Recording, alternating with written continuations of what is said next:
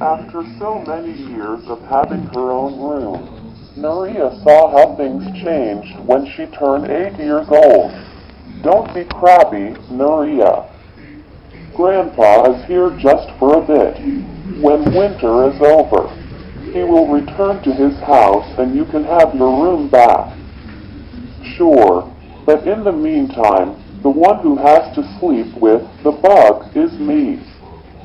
The bug wasn't a giant lizard, nor a grumpy furry animal, but rather the nickname that Maria gave her little brother, Pablo. And, although it had been 2 years since Pablo had been her brother, Maria still did not understand why everyone gave him so much attention. With how boring he was, he almost never spoke, walked as if he were a dizzy duck, and cried every few minutes. If he at least knew how to spin a top, or tell stories, or help you solve math problems. Maria watched in horror as her little colorful bed moved into Pablo's room. You will see how great this will be. I always shared my room with my sister and we had a great time, her mother tried to convince her. But Maria did not see it clearly.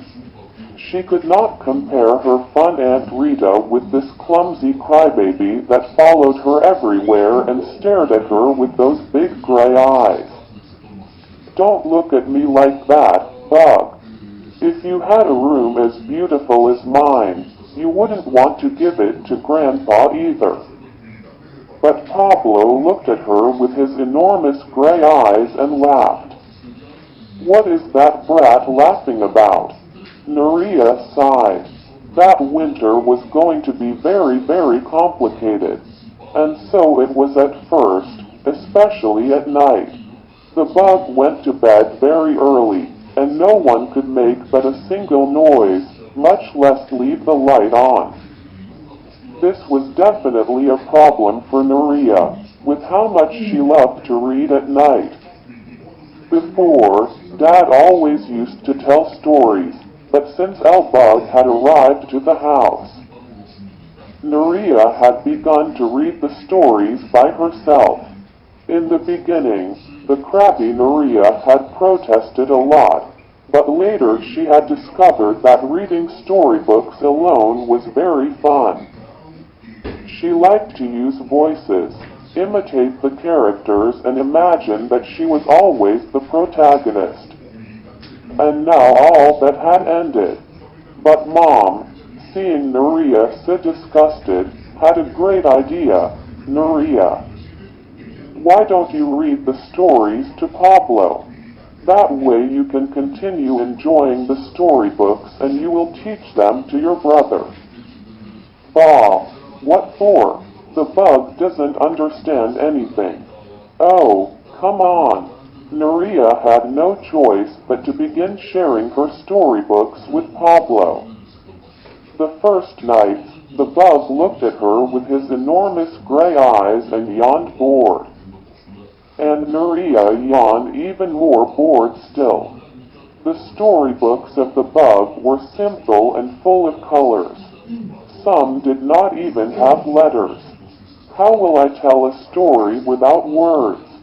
What do I do? Invent them? And that is exactly what she did.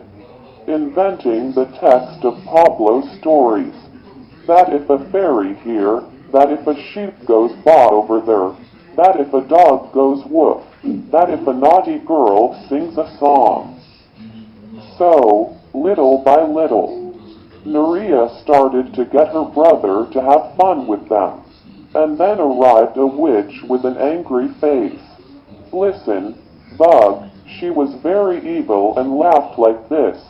M-W-A-H-A-H-A-H-A-H-A. Ack-a-cack-cack-cack. No, Bug. M-W-A-H-A-H-A-H-A-H-A. Let's see how you can do.